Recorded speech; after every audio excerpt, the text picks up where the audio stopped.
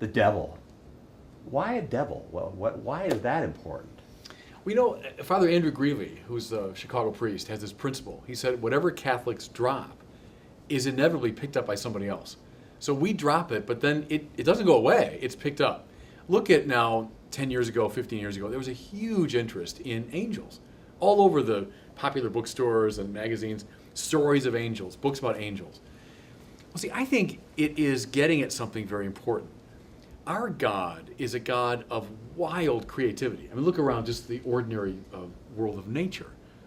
Why are there so many bugs? Why are there so many different types of trees and plants and animals and just the fecundity of God's creativity, which we can see. Then look up at the stars, the planets, the galaxies, all of it.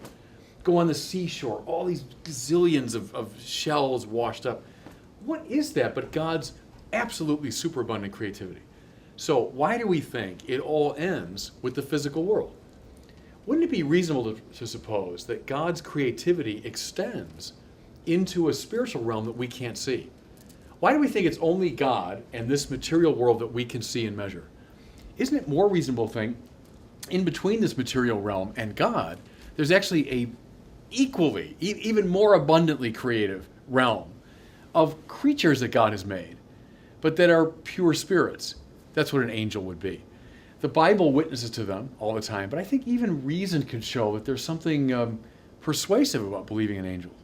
Now, once you do that, you make that move, there are angels, higher spiritual substances. Well, heck, we fall.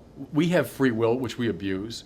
Wouldn't there be angels, reasonably, who would abuse their free will, who have fallen and are now dark spiritual powers, devils?